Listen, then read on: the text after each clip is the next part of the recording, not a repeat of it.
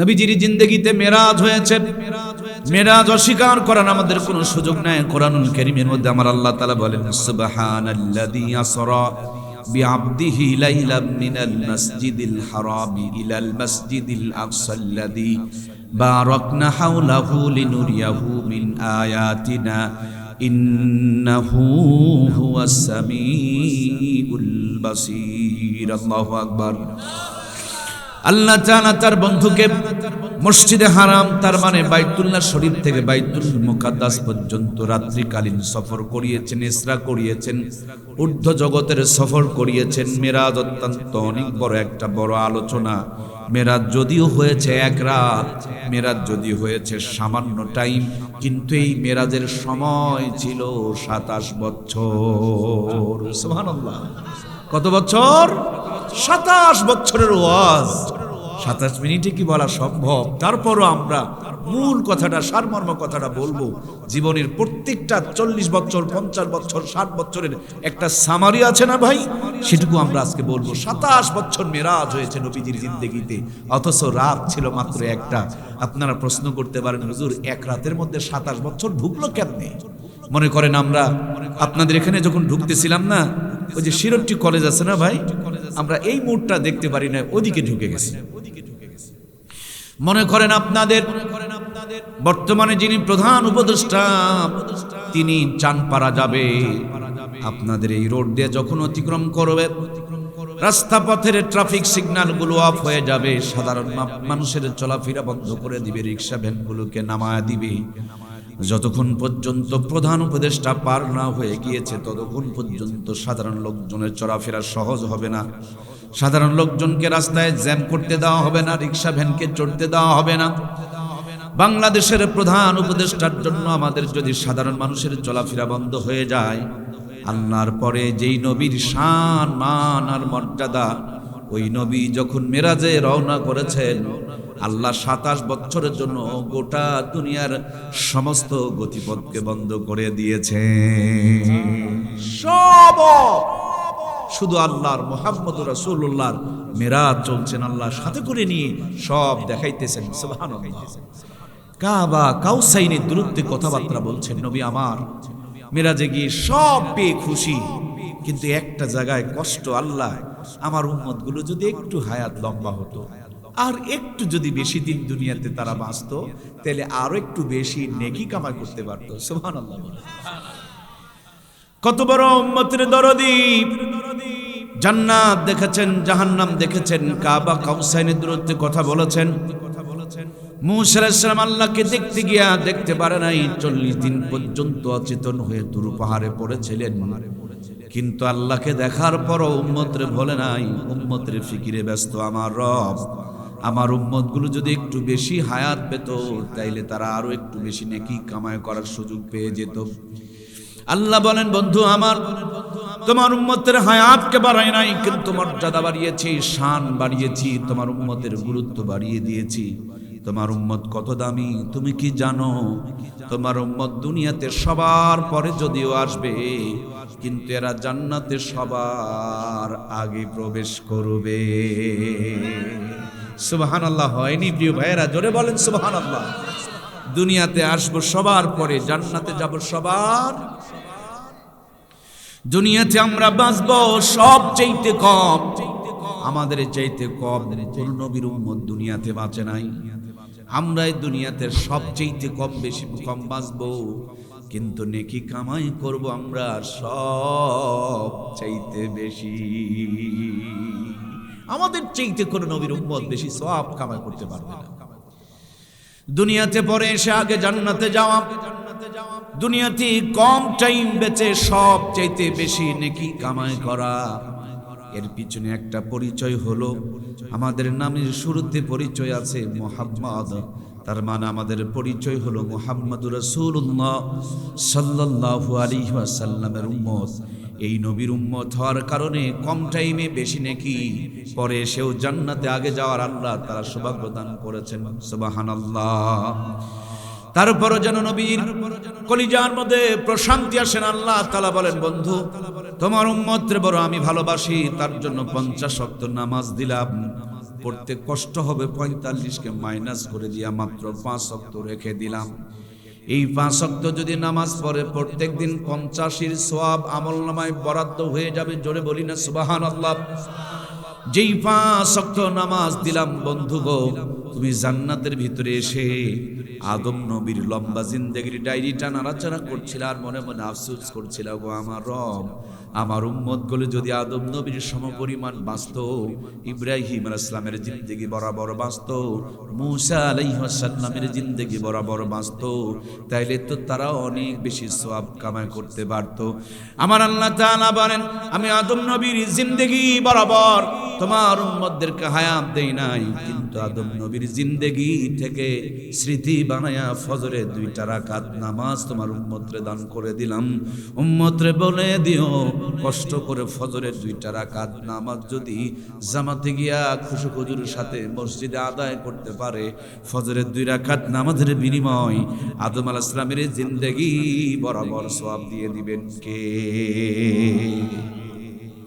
এই জন্য মুয়াজ্জিম বলেন, আসসালাতু খায়রুম মিনান নাওম, ঘুম হইতে নামাজ ভালো, কত ভালো। 2 রাকাত নামাজ পড়লে আদম আলাইহিস সালামের জিন্দেগি বরাবর আমার আল্লাহ তাআলা সওয়াব দান করে দিবেন। নবীজি আমার মেরাজে গিয়া বিশাল বড় একটা মোরগ দেখলেন। জিবরাইল আমিনকে জিজ্ঞেস করলেন, ভাই জিবরাইল, এত বড় মোরগ আল্লাহ তাআলা বানিয়ে রেখেছেন কেন? জিবরাইল আমিন বলেন, নবীজি গো, এটা মোরগ নয় গো নবীজি, এটা আল্লাহর জান্নাতের একটা ফেরেশতা মোরগের আকৃতি দিয়ে আল্লাহ তাআলা আরশে আজিমে রেখে দিয়েছেন। প্রত্যেক দিন ফজরের টাইমে এই মোরগটা যখন আরশে আজিম থেকে বলে সুবহান কুদ্দুসুন রব্বুনা ওয়া রব্বুল মালাইকাতু ওয়ার রূহ, তো এই মোরগের কণ্ঠে কণ্ঠ মিলিয়া দুনিয়ার মোরগগুলো বলে, গাছের পাখিগুলো বলে সুবহান কুদ্দুসুন রব্বুনা ওয়া রব্বুল মালাইকাতু ওয়ার রূহ। কিন্তু আমাদের কানের পাওয়ার নষ্ট, ইয়ারফোন ঢোকায়া গান শুনে শুনে কানের মধ্যে আমাদের শক্তি কমে গিয়েছে। মোরগে বলে রব্বুনা ওয়া রব্বুল মালাইকাতু ওয়ার রূহ, আমরা শুনতে পাই কুকুরুকু। মুয়াজ্জিম যখন আজান দেয়, ছায়ের পালার কুকুরের ঘুম ভেঙে যায়। কুকুর দেখবেন তার জবানটা উপর দিকে করে উ উ বলে আওয়াজ করে, তার মানে মালিকের কৃতজ্ঞতার শুকরিয়া আদায় করে। উচিত ছিল আল্লাহর বান্দা মুয়াজ্জিম যখন মসজিদ থেকে সুবহান বা মসজিদ থেকে আসসালাতু খায়রুম মিনান নাওম বলবে, আল্লাহর বান্দা বান্দিগুলো চোখ দুটো ডলবে আর জবান দিয়ে বলবে আলহামদুলিল্লাহিল্লাযী আহইয়ানা বাদা মা আমাতানা ওয়া ইলাইহিন নুশুর। কিন্তু দুর্ভাগ্যের মুসলমান, আমাদের মুখ থেকে দোয়া বের হয় না।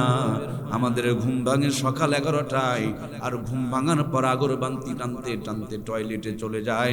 গরু ছাগল পায়খানা করার সময় খায় না। আর আমার দেশের স্মার্ট আর ভদ্রলোকদের বাথরুমে গিয়া না টানলে পায়খানা ক্লিয়ার। তাহলে ওয়াজ বোঝা যাচ্ছে কি আপডেট? আরে বাবা, গরু ছাগল পায়খানা করার সময় খায় না, আর আমাদের না খাইলে পায়খানা ক্লিয়ার হয়। বাথরুমে বসে কষে মারে টান, উপরে সারে ফুয়ার নিচে পরে গু। আবার সার দোকানে গিয়া কয় নামাজ না পড়লে কি হলো, ঈমান ভালো আছে।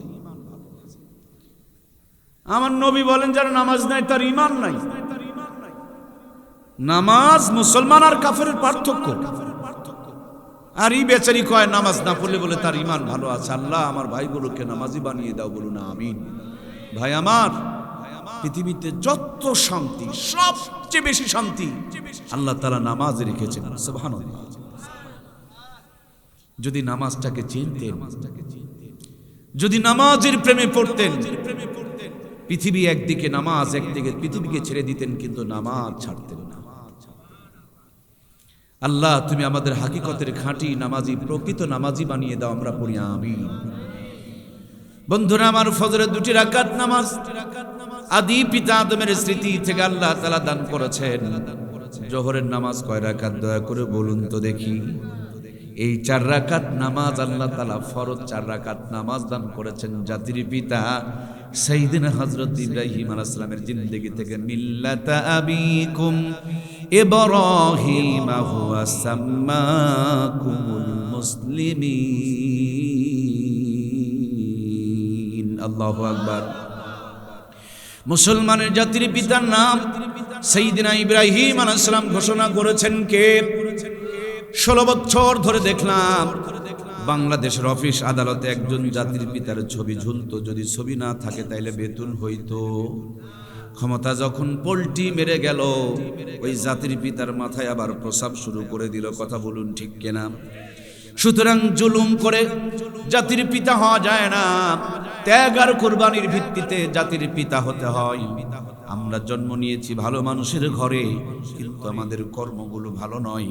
জাতির পিতা জন্ম নিয়েছিলেন সেই জামানায় একজন মূর্তি পূজকের ঘরে, নাম তার আজর কুমার, কিন্তু কর্ম এত ভালো, কিয়ামত পর্যন্ত কোরআনে জাতির পিতা আল্লাহ মুসলমানদের জন্য নির্ধারণ করে দিল। ছোট্ট ইব্রাহিমকে কোলের মধ্যে নিয়ে মন্দিরে গিয়া চুলের উপরে একটা বসতে দিয়া বাবা ওই যে কাবারি কুঞ্চি দিয়ে একটা স্ট্রাকচার তৈরি করলেন, তারপরে খের পেঁচায়া পেঁচায়া বন্দা বানাইলেন, তারপরে কাপড় চোপড় পরালেন, এরপরে সামনে কিছু দুধ কলা দিয়া পূজা শুরু করে দিলেন। দেখবেন টুনটুনি বাজাই, একটা কথা কিন্তু বেচারি সত্য কথা বলে, তা হলো নম নম নম। 4 আঙ্গুলের ইশারা দিয়ে এইভাবে টুনটুনিটা ধরে আর বলে নম নম নম। যা কিছু নিয়ে আসতেছে সবগুলো আমি নেব আর আমি খাবো। উপরের কাঁচকলা ঝগায়ার করে তোর ভগবান আর তোদেরকে এটা দেব। আজ পর্যন্ত নম নমর যারা পূজা করেছে তাদের তকদিরে শুধু কাঁচকলা জুটছে, ঠাকুর বেচারি 4 আঙ্গুলের ইশারা দিয়া সব হালাল বানায়া বসায় দিছে। ঠিক কিনা? হিন্দুদের দেখে দেখে মুসলমানেরা ওই পূজা শুরু করেছে।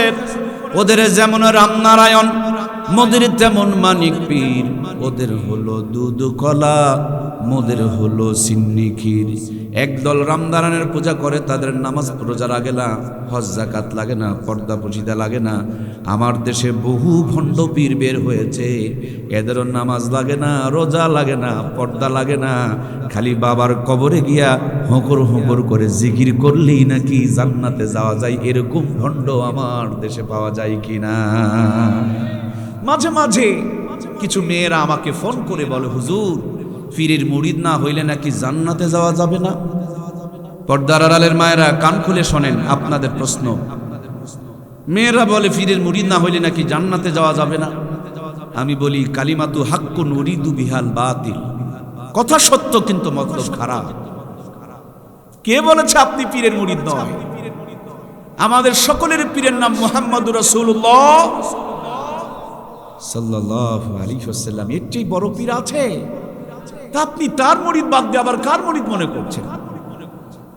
আবার যদি মুরিদ হতে হয়, আপনাদের সেকেন্ড একজন পীর আছে, তার নাম হলো স্বামী, তার নাম হলো হাজবেন্ড, বাংলাতে যেটা আমাদের এলাকায় ভাতার বলে।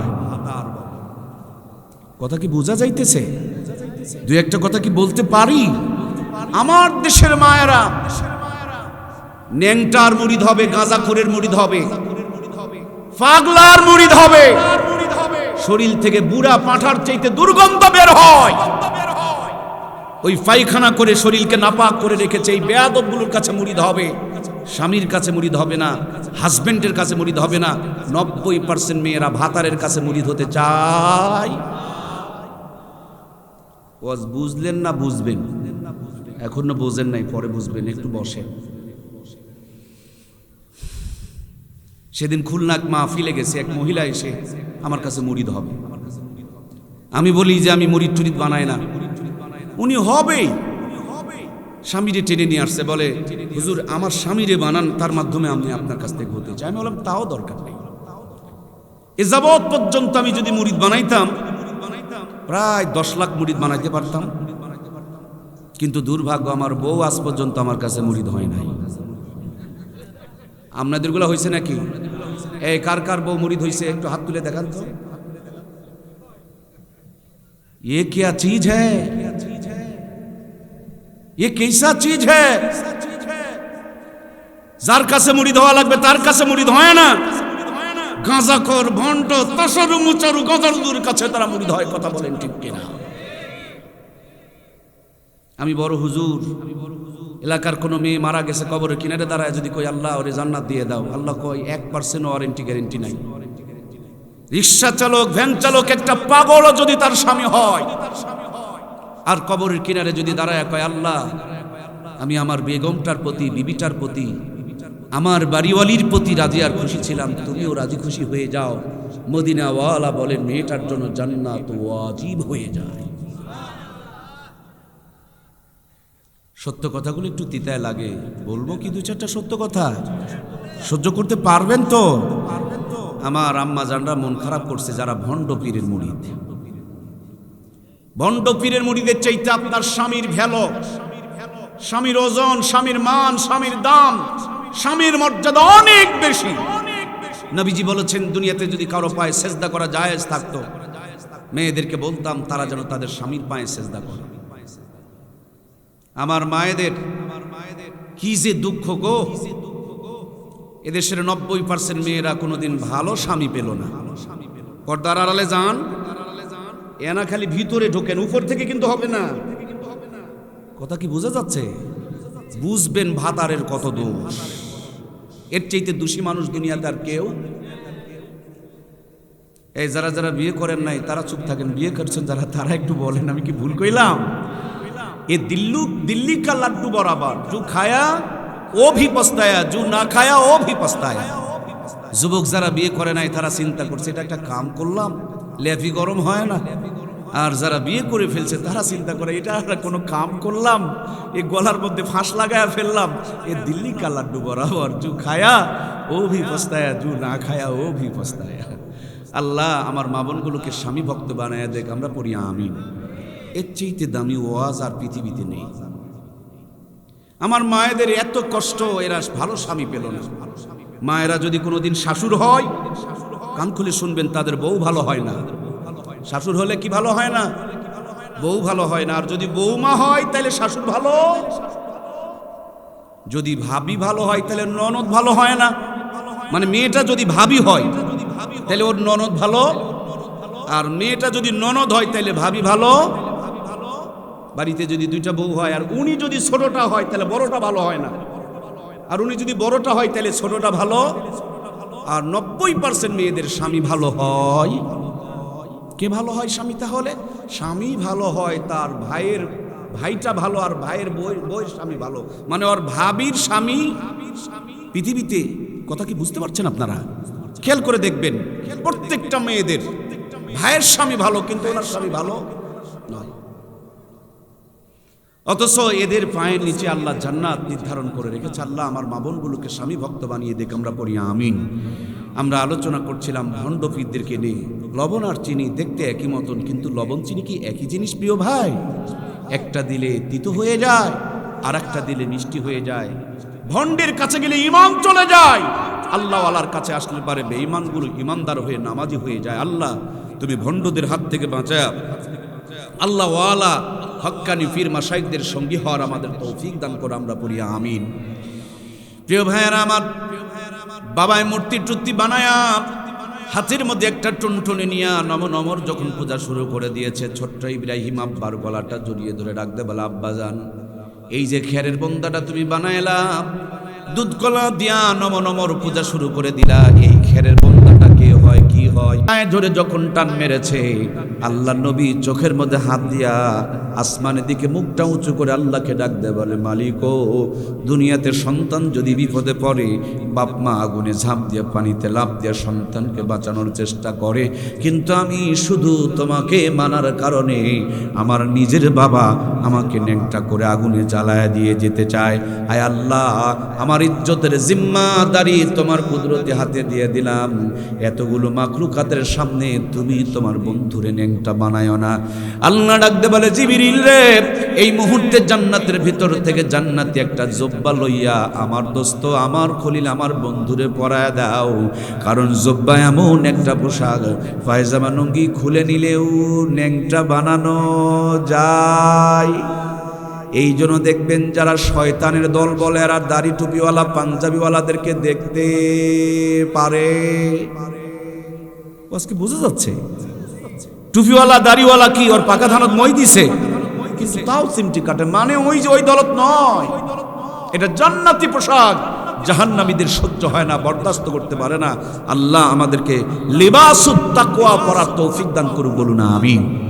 এই পোশাকের একটা মর্যাদা আছে, এই পোশাকের একটা দাম আছে। এই পোশাক পরে হর করে সিনেমার হলে ঢোকা পারবেন? এই জুব্বা পরে ইনকা করে সচ্ছর করে ছাড়া পাবেন? তার মানে লিবাসুত তাকওয়ার একটা মর্যাদা আছে। এ পোশাক পরে পার্কে গিয়ে একটা মেয়েকে নিয়ে জড়িয়ে ধরে থাকতে পারবেন না, কারণ এই পোশাকের একটা দাম আছে। এর জন্য পোশাককে অবহেলা করবেন না, ছোট নজরে দেখবেন না। লিবাসুত তাকওয়া এটা জান্নাত পোশাক, জান্নাতীরাই পড়তে পারে। এই পোশাকের বিনিময়ে আল্লাহ তাআলা মাফ করে জান্নাত দিয়ে দিতে পারে। আমরা লিবাসুত তাকওয়া পরার চেষ্টা করব ইনশাআল্লাহ। ভাইয়ের আমার জুব্বা পরায়া দিলেন। এই সেই জুব্বা আল্লাহর পয়গম্বর ইউসুফ আলাইহিস সালামকে যখন কূপে ফেলা হয়, 10 ভাই যখন শরীর থেকে তার কাপড় চোপড়গুলো খুলে নিলেন, এরপর ছাগল জবাই করে রক্ত মাখা কাপড়গুলো হযরত ইয়াকুবের কাছে যখন দেওয়া হলো, বলা হলো আব্বা জান, আমাদের ছোট্ট ভাই ইউসুফকে তো বাঘে খেয়ে ফেলে দিয়েছে। বাবা কান্না করে আর পোশাকটা নাড়াচাড়া করে। পোশাকের কোনো বোতাম ছিঁড়া নাই, কোথাও কোনো বাঘের পায়ের হাঁচড় নাই, শরীরের কোনো দাগ নাই। ভাইয়েরা আমার বলুন তো দেখি, বাঘে যদি মানুষ খায়, পোশাক কি খুলে ধুয়া খায়? কিন্তু বাঘগুলো বড় চালাক আর স্মার্ট ছিল, পোশাক খুলে ধুয়া হযরত ইসমাইলকে ইউসুফ আলাইহিস সালামকে খেয়ে ফেলেছিল। যেমনটি 16 বছর ধরে যত অকাম কুকাম করেছে ওরা, আর সব চাপিয়েছে দাড়িওয়ালা আর টুপিওয়ালাদের ঘাড়ে। তারা কথা বলুন ঠিক কিনা? প্রাণপ্রিয় ভাইয়ার আমার, তিনাকে যখন কূপের মধ্যে ফেলা হলো, শরীর থেকে পোশাক খুলে নিলেও আল্লাহ তাআলা এই জুব্বাটায় পরিয়ে দিয়েছিল। তিনি যখন মিশরের খাদ্যমন্ত্রী হলেন, 10 ভাই গিয়া ধরা পড়ে গেলেন। তাদের প্রতিশোধ না নিয়ে মাফ করে দিয়া তাদের জন্য বাড়িঘর বন্দোবস্ত করে দিলেন। বললেন আব্বাজান কেমন আছে? তারা বলে ইউসুফ রে, তোমার শোকে কাঁদতে কাঁদতে তো বাবায় কানা হয়ে গিয়েছে, অন্ধ হয়ে গিয়েছে। হযরত ইউসুফ বগল থেকে একটা জামা বের করলেন, আর কেনানের মধ্য থেকে হযরত ইয়াকুব বলতেছে, আমি আমার নাকের মধ্যে ইউসুফের ঘ্রাণ পাইতেছি। মানুষজন যারা পাশে ছিল বলছিল, ওগো ইয়াকুব, এখনো পর্যন্ত তুমি গোমরাহির মধ্যে রয়েছ, এখনো পর্যন্ত তুমি ভুলের মধ্যে রয়ে গিয়েছ, যে তোমার সন্তানের হাড্ডি গুড়া কোথায় যে চলে গেছে, এখনো তুমি পর্যন্ত গন্ধ পাচ্ছ।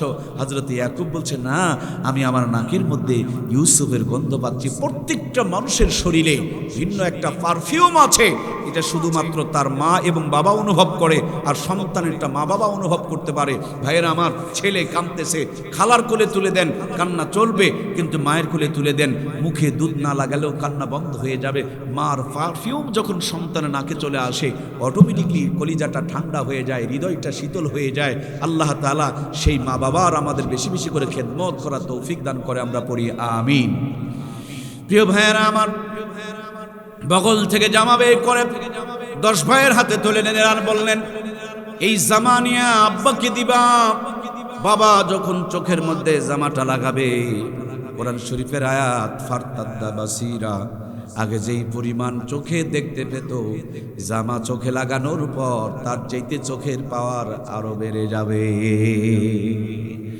আমার প্রাণপ্রিয় ভাইয়েরা, এই সেই জামা জুব্বা যখন পরিয়ে দেওয়া হলো, ন্যাংটা বানাতে পারলো না শয়তান, দ্বিতীয় বুদ্ধি শিখায় দিল, ন্যাংটার করতে যখন পারো নাই, চতুর্দিকে 40,000 নারী পুরুষকে জেনা করতে লাগায়া দাও। জেনা ব্যভিচার যেখানে চলে সেখানে রহমতের ফেরেশতা থাকে না, সেখানে কোনোদিন রহমত আর বরকত বিরাজ করে না। আল্লাহর পয়গম্বরকে ঘিরে চতুর্দিকে যখন জেনা ব্যভিচার শুরু হয়ে গেল, আল্লাহর পয়গম্বর একা হয়ে গেলেন, আগুনের মধ্যে উড়ে কেবল পড়তেছে।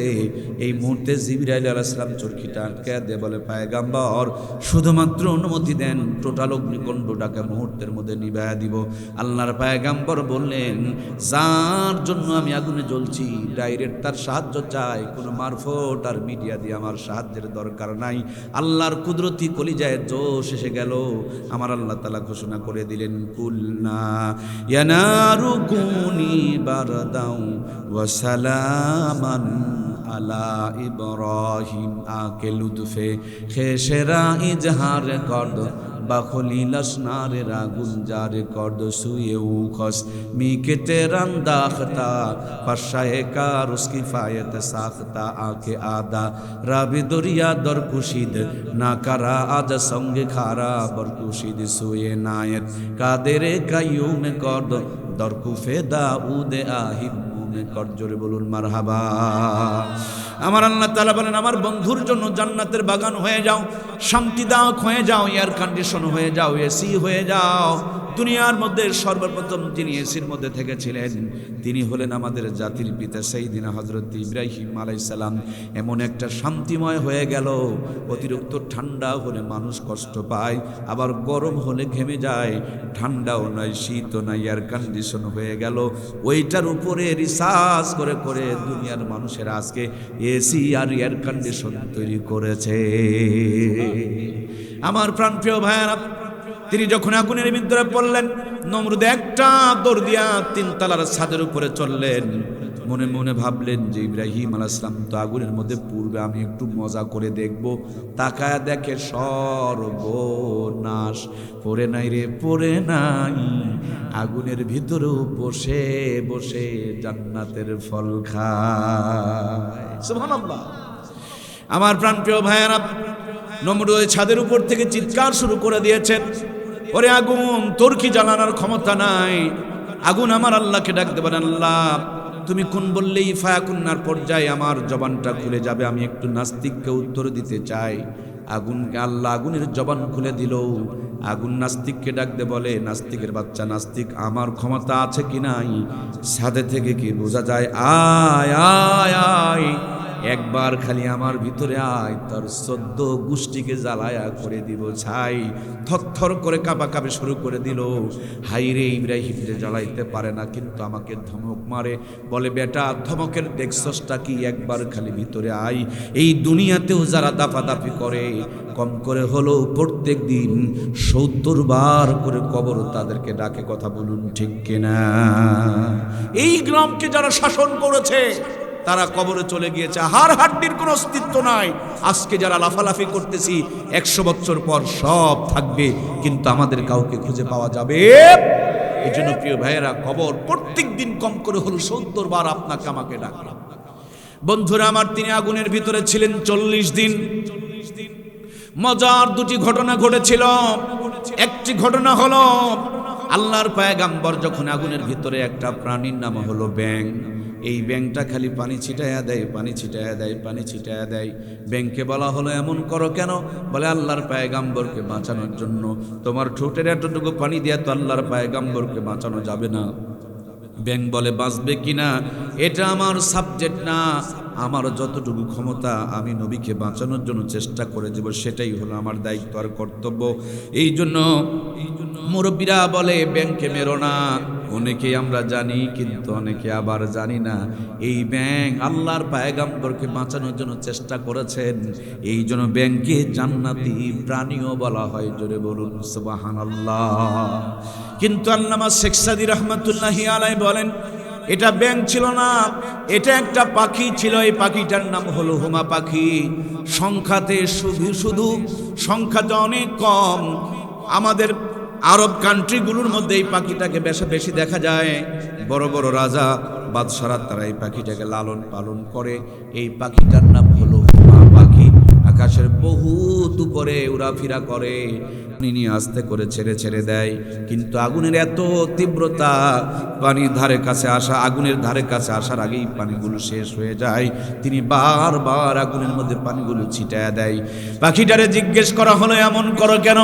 আল্লাহর পয়গম্বরকে বাঁচানোর জন্য। তার ঠোঁটের পানি দিয়ে আগুনকে নিভাইতে পারে নাই, কিন্তু কিয়ামত পর্যন্ত আল্লাহ তাআলা তার সম্মানী বানিয়েছেন, ইজ্জতওয়ালা বানিয়ে দিয়েছেন। আল্লামা শেখ সাদী রহমাতুল্লাহি আলাইহি বলেন, কোন হুমা পাখি যদি মানুষের মাথার উপরে ছায়া দেয়, ওই মানুষটাকে আল্লাহ তাআলা দুনিয়ার বুকে রাজা বাদশাহ না হলে আল্লাহ তার ওলি বানায়া দেয়। আমার প্রাণপ্রিয় ভাইয়েরা, আর একটা প্রাণীর নাম হলো কাকলাস ডাহিন খাটাস রক্তচোষা গিরগিটি। চিনেন কি আপনারা?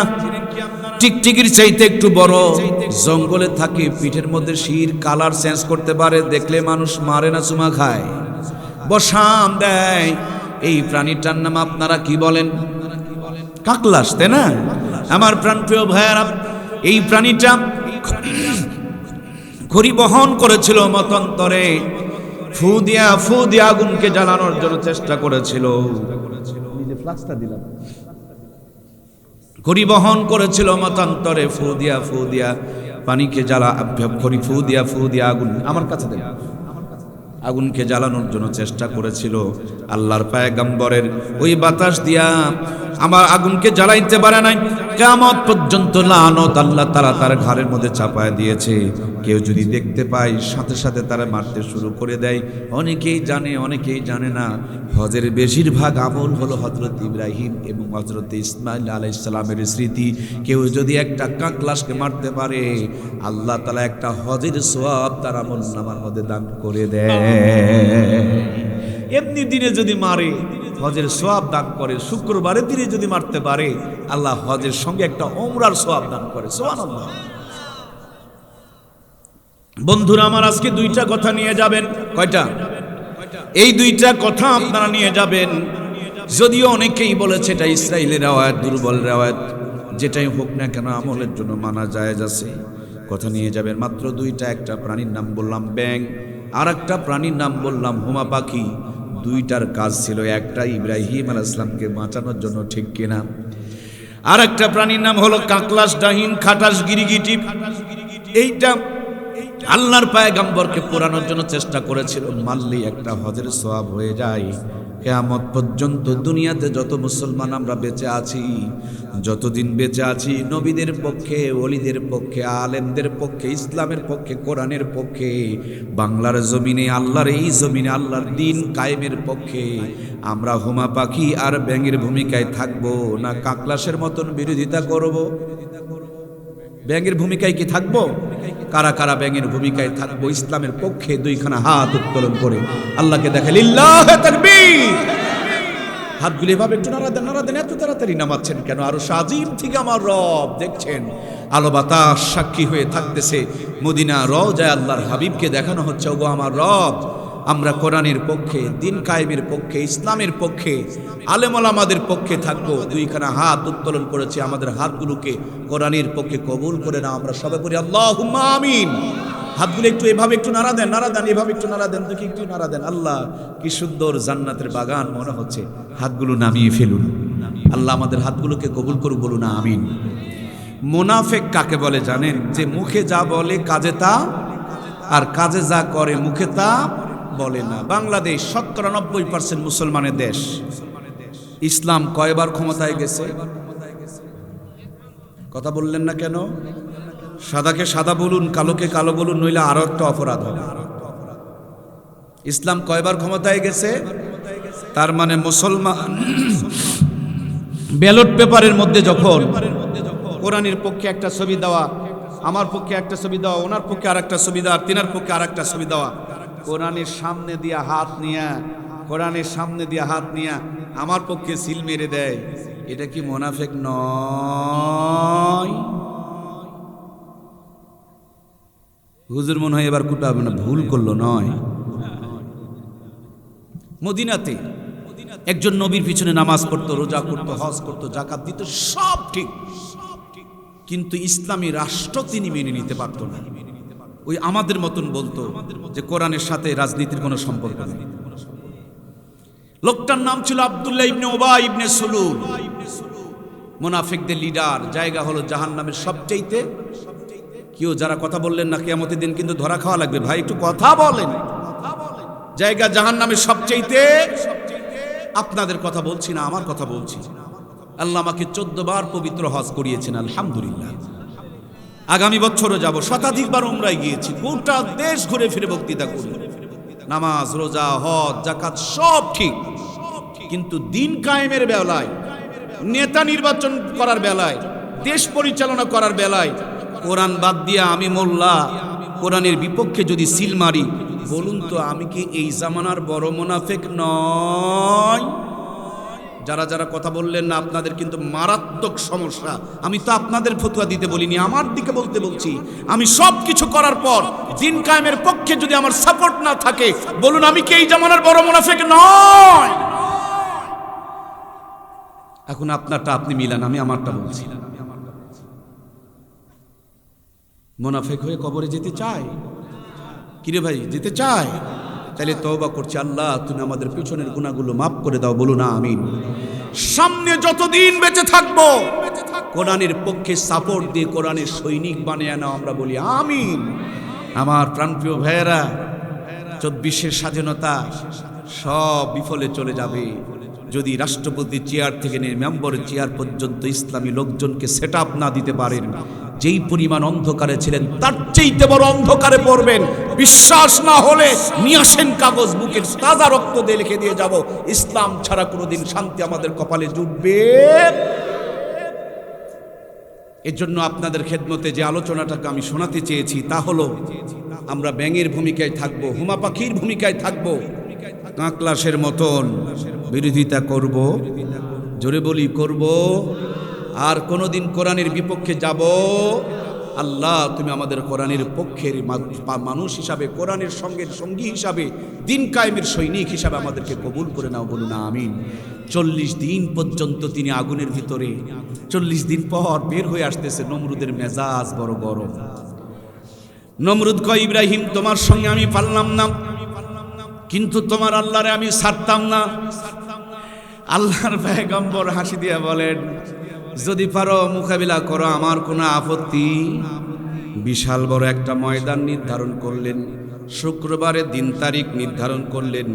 সাদা একটা হাতির পিঠে চড়ে আল্লামা শেখ সাদি বলেন, হাতের মধ্যে একটা তীর লইয়া আসমানের দিকে কষে একটা তীর ছুঁড়ে মেরেছে। আকেল উৎফে খেসেরা ইজহারে কর্দ বাকলিল আসনারেরা গুলজারে কর্দ সুয়ে উখস মিকেতে রান্দাখতা পাশায়ে কার উসকি ফায়েত সাখতা। যেমনি আসমানের দিকে তীরখানা ছেড়ে দিয়েছে, আল্লাহ কয়, জিবরিল রে, নমরুদের হাতের তীরটা ধরে নে, তীরের মাথার মধ্যে মরা মাছের রক্ত ভরিয়ে দে। ভাইয়ের আমার, মরা হাঁস মুরগি খাওয়া কি জায়েজ আছে? কিন্তু মরা মাছ, আল্লাহ কয়, জিবরিল রে, এই তীরের মাথায় মাছের রক্ত ভরিয়ে দে, কিয়ামত পর্যন্ত আমার বান্দা বান্দিগুলোর জন্য মরা মাছগুলোকে হালাল বানিয়ে দে। জোরে বলি না সুবহানাল্লাহ। তীরের মাথায় রক্ত ভরে তীর যখন জমিনে ফিরেছে, নমরুদ তো মনে মনে ভাবছে আল্লাহ মরে গেছে। নাউজুবিল্লাহ বলেন। লোকটা ছিল ধুতি পরা, নাচের তালে তালে ধুতি খুইলা গেছে, কোনো খবর। মাঝে মাঝে আমরা শুনতে পাই লুঙ্গি ড্যান্স, লুঙ্গি ড্যান্স, লুঙ্গি ড্যান্স, আছে না নাই? কখনো কখনো বোরখা ড্যান্স, বোরখা ড্যান্স, বোরখা ড্যান্স, আবার কখনো দেখি ন্যাংটা ড্যান্স, ন্যাংটা ড্যান্স, ন্যাংটা ড্যান্স। খালি নাচ আর নাচ, ছোটখাটো খুশি নয়, আল্লাহর মেরে ফেলে দিয়েছে। আমার আল্লাহ নাচাইতেও পারে, বসাইতেও পারে, ধরে না, ধরে না, ধরে না, যখন ধরে তখন আর ছাড় দেয়, কিন্তু ছেড়ে দেয়। ওস্তাদের মার কোন রাত্রে আমার প্রিয় ভাইয়ারা, শেষ রাত্রে নাচতে নাচতে যখন ঘায়েল হয়ে গিয়েছে। এই দুনিয়াতে আল্লাহর দুশ্মনগুলো যত বড়, আল্লাহ তত ছোট প্রাণী দিয়া তাদেরকে শায়েস্তা করেছেন। এই 16 বছর দেখলাম কত বড় বড় দল কুহুকাত হয়ে গেল, কিন্তু ছোট্ট ছোট্ট বাচ্চাগুলো বুকের বোতাম খুলে দিয়া যখন বুলেটের সামনে দাঁড়ায় গেল, 16 বছরের প্রতিষ্ঠিত একজন জালেম স্বৈরাচারকে আল্লাহ তাআলা বিদায় করে দিল। আমার ভাইয়ের, আল্লাহর দুশ্মন যত বড়, তত ছোট প্রাণী দিয়ে আল্লাহ তাআলা পতন ঘটিয়েছেন। এই পৃথিবীতে 4 জন ব্যক্তি রাজত্ব করেছেন গোটা দুনিয়া ব্যাপী, তার মধ্যে অন্যতম ছিল এই ফেরাউন। দুশ্মনটা যত বড়, নিজেকে আল্লাহ বলে দাবি করেছে, পতনটা আল্লাহ তাআলা তত ছোট প্রাণী দিয়ে ঢুকাইছে। নাচতে নাচতে যখন ঘায়েল হয়ে গিয়েছেন, আল্লাহ কয়, জিবরিল রে, নমরুদের নাকের ভিতরে একটা ন্যাংরা মশা ঢুকায় দে। ভালো না ন্যাংরা? ছোট না বড়? ছোট একটা ন্যাংরা মশা মাথার ভিতরে ঢুকে গিয়েছে। মাথায় ঢুকছে মশা। নমরুদ কয়, তোরা আমারে বসা। সুবহানাল্লাহ কবেন না? দেখুন পৃথিবীর ইতিহাসটা দেখেন, পৃথিবীর ইতিহাসটা দেখেন। ওরা আলেমদেরকে মারতে চায়, হুজুরদেরকে মারতে চায়, কিন্তু হুজুররা কোনোদিন তাদেরকে মারতে যায়? ওদেরকে মারে ওদের বাড়ির ছেলে, ওদের মেয়ে, ওদের বউ, ওদের কাজের লোক। কথা বলেন ঠিক কিনা? জুনাইদ বাবু নগরী, আমার প্রাণপ্রিয় ওস্তাদকে ধরে নিয়ে যাওয়া হলো, দাড়ি ধরে এভাবে টানতেছে। হুজুর কয়, দাড়িগুলো টেনো না বাবা, এটা আমার নবীর সুন্নত। আরো জোরে টান মারছে, এক গোচ্ছা দাড়ি ছিঁড়ে গেছে। হুজুরের চোখে পানি চলে আসছে। হুজুর বলছেন, নামাজের সময় হয়েছে, আমাকে একটু নামাজের সুযোগ দাও। জেলখানা ভর্তি সুযোগ না দেয়া টয়লেটে আটকায় রাখা হলো। পরবর্তীতে আমরা দেখলাম ওই ঐশীর বাবা এই কাম করেছিল। আল্লাহ ঐশীকে জালেমের প্রতিশোধ নেওয়ার জন্য বাপ মাকে মেরে জেলখানার পরিবর্তে তারা টয়লেটে ঢুকায় রেখে দিয়েছিল। এই জন্য প্রিয় ভাইয়েরা, আলেমদের বিপক্ষে যাবে না।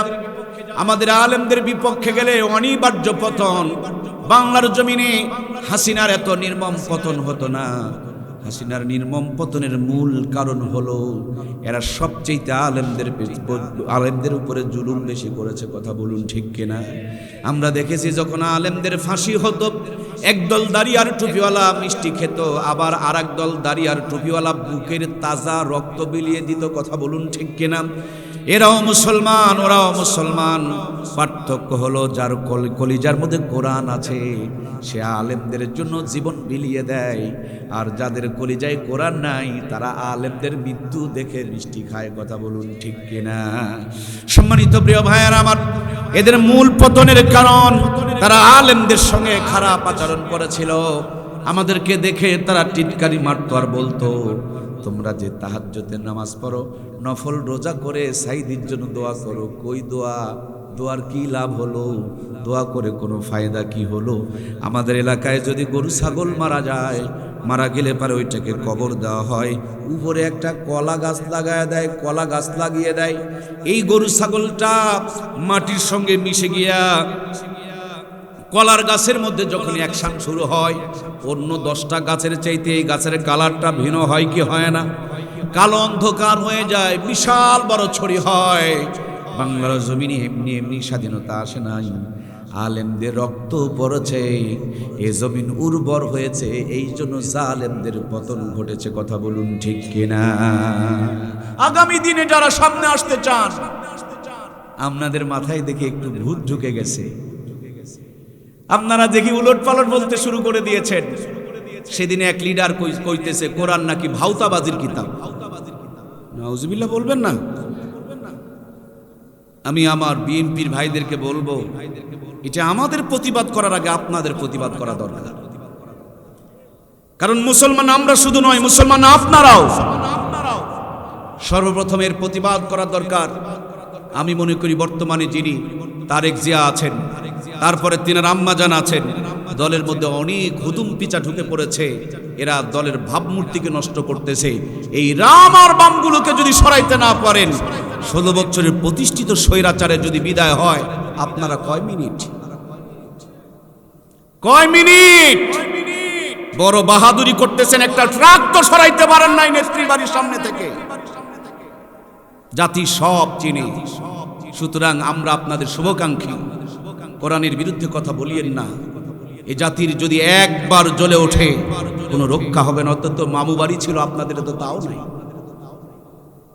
এক মামু বাড়িতে কয়জন যাবেন? আল্লাহ জাতিকে বুঝ দান করুক, বলুন আমিন।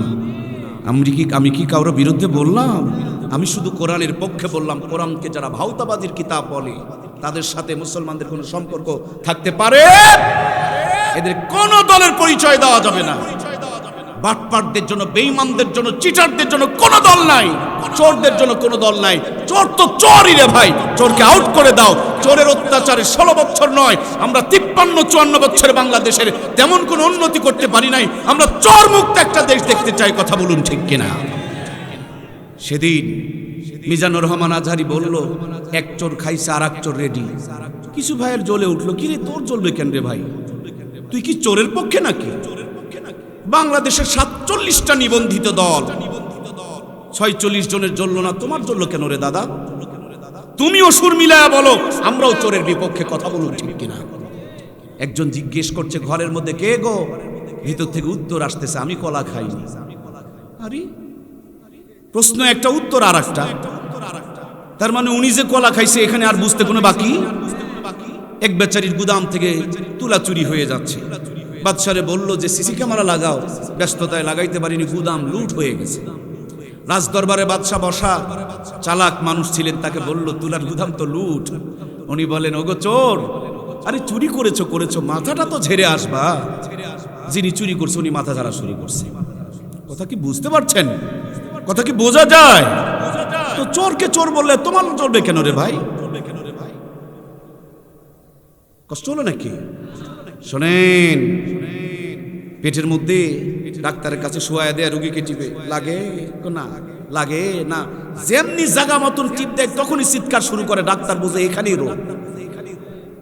আমি কারোর বিরুদ্ধে বলিনি, যদি কারো জলে বুঝবেন এটাই চোরের দল। আল্লাহ আমাদেরকে চোর মুক্ত বানাক, বলুন আমিন। আমরা কোনো চোরের সাথে থাকতে চাই না, আবারও বলেন আমিন। আল্লাহ আমাদেরকে কোরআনের পক্ষে, ইসলামের পক্ষে, দেশের পক্ষে কবুল আর মঞ্জুর করুক, আমরা বলি আমিন। 40 দিন পর আগুন থেকে বের হয়ে আসতেছে নমরুদের সেই জ্বলা শুরু হয়েছে, তীর মারছে, আল্লাহ আবার মস্কারি করে রক্ত ভরাইয়া দিছে। এই নাচতে তালে তালে ধুতি খুলে গেছে, তারপরে নাচন বন্ধ হয়। নাচতে নাচতে যখন দিশাহারা, আল্লাহ কয় জিবরিল রে, ন্যাংরা একটা মশা নিয়ে নমরুদের নাকের মধ্যে ঢুকায়া দে। যেমনি নাকে ঢুকছে মশা, নমরুদ কয় বসা। দেখেন বসান কারে কয়? খোলা ময়দানে কি দিয়া বসাবে আমার প্রিয় ভাইরা? আগেকার মানুষ ছিল বরফ, মানুষের পা গুলো ছিল বরফ, চামড়া স্যান্ডেল বাটার জুতা ছিল না, সেগুন কাঠ আর শাল কাঠের বড় বড় খরম ব্যবহার করত। খরম কে কি দেখেছেন একটু বলেন তো? সেই বিশাল বড় বড় খরম, ঠাস ঠাস করে খরম দিয়া ব্যাট বানাইছে। সুবহানাল্লাহ কয় না রে? এই ক্রিকেটের প্লেয়ারেরা নাই নাকি রে ভাই? ক্রিকেটের গোড়ার কথা বলছি, আবিষ্কারের কথা বলছি। নমরুদের মাথা মার্কা বল আর জুতা মার্কা বেল আর ব্যাট আর চাকর মার্কা প্লেয়ার, দেখেন খেলা জমে কিনা। মার্কা তিনটা আগে মিলিয়ে নেন, মাথা মার্কা বল আর জুতা মার্কা ব্যাট, চাকর মার্কা প্লেয়ার। নমরুদ কিন্তু ইব্রাহিম আলাইহিস সালামকে মারতে গিয়েছেন, ইব্রাহিম আলাইহিস সালাম তাকে কখনো মারতে যায়? ঠাস ঠাস করে মাথার মধ্যে মারে, রক্তগুলো ফিনকি দিয়া ঝরে। নমরুদ কয় আরো জোরে, আরো জোরে। দেখেন মার কাকে বলে? চাকরে কয় বস মাথা তো ফেটে যাবে। নমরুদে কয় ফাটবে, আমার ফাটবে, তোর বাপের কি? ক্রিকেট খেলা যারা বোঝেন তারা একটু আমাকে হেল্প করবেন। ক্রিকেটের মধ্যে জোরে একটা মার আছে, এই মারটার নাম কি গো ভাই? ছক্কা মানে ধীরে না জোরে? দয়া করে বলতে হবে ধীরে না জোরে। আর একটু জোরে বলেন, ধীরে না জোরে। এই ছক্কাটা সীমানার ভিতরে না বাহিরে? আবার বলেন, ভিতরে না বাহিরে? নমরুদের চাকর মার্কা প্লেয়ার মাথা মার্কা বল আর জুতা মার্কা ব্যাট ঠুস ঠুস করে মারে, রক্তগুলো ফিনকি দেয়া ঝরে। নমরুদ কয় আরো জোরে, আরো জোরে। এক চাকরের বিরক্ত লাগছে, আহারে ঠুকে ঠুকে আর কত খেলি, তাইলে একটা ছক্কা মারি। কি গো মারা যায় না? আমার ভাইয়েরা মাজার মধ্যে গামছাটা টাইট করে, জুতা মার্কা ব্যাটখানা হাতের মধ্যে লইয়া চাকর মার্কা প্লেয়ার এত জোরে একটা ছক্কা লাগাইছে গো। এক ছক্কা একবারে মাথার ঠুলি আউট। মাথার ঠুলি যখন উড়ে চলে গেছে, মশা ভো করে উড়াল দিয়ে চলে গেছে, মশার কিচ্ছু হয় নাই।